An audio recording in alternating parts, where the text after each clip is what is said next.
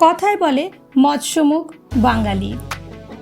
রাত পোহালেই নতুন দিনের দেখা, নতুন বছর আমাদের সকলের জন্য দুয়ারে দাঁড়িয়ে আছে। আমরা তাকে প্রাণ ভরে বরণ করি। আর যে কোনো শুভ অনুষ্ঠানে মাছ ছাড়া তো যাত্রাই কমপ্লিট হবে না।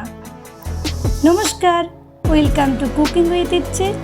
আজ আমি নিয়ে এসেছি একটা পমফ্রেট ফ্রাইয়ের রেসিপি।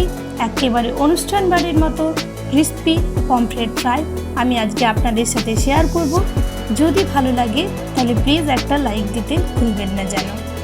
কমেন্ট করে নিশ্চয়ই জানাবেন যে রেসিপি কেমন লাগলো।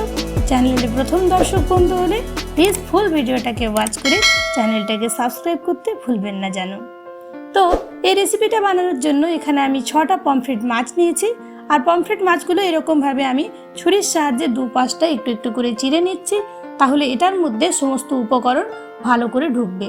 এটা নর্মাল পমফ্রেট ফ্রাই নয়, একটু আলাদা টাইপের, তাই ভিডিওটা ফুল ওয়াচ করবেন। দিয়ে দিলাম আমি হলুদ, নুন আর দেব অর্ধেকটা লেবুর রস।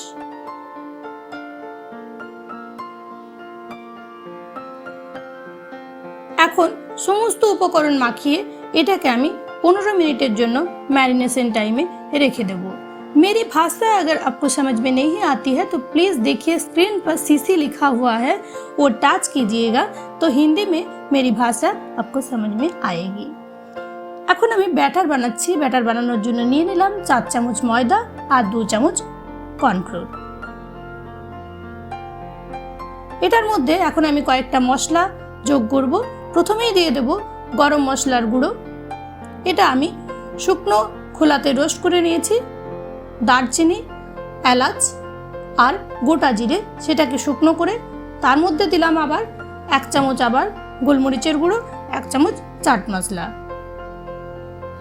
তবে আপনি বাজার চলতি গরম মশলার গুঁড়ো ইউজ করতে পারেন। দিয়ে দিলাম একটু নুন। নুনটা পরিমাণ বুঝে দেবেন, কেননা এটাতে আমি অন্য আরেকটা উপকরণ ইউজ করব যেটাতেও নুন থাকে। দিয়ে দিলাম 1 চামচ আদা বাটা আর এই যে সোয়া সস। সোয়া সসের টেস্ট কিন্তু নোনতা হয়, তাই একটু ব্যালেন্স করে দেবেন। 1 চামচ দিয়ে দিলাম টমেটো সস। আর এখন এটার মধ্যে আমি 2টো ডিম দিয়ে দিচ্ছি। ডিমগুলো দিয়ে আমি এটার একটা ভালো করে ব্যাটার বানিয়ে নেব। If you don't understand my language, then please on CC.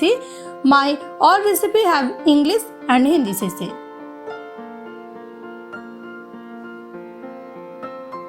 Batter আমাদের রেডি হয়ে গেছে। এখন এটার মধ্যে আমি ভালো করে মাছগুলোকে কোট করে নেব।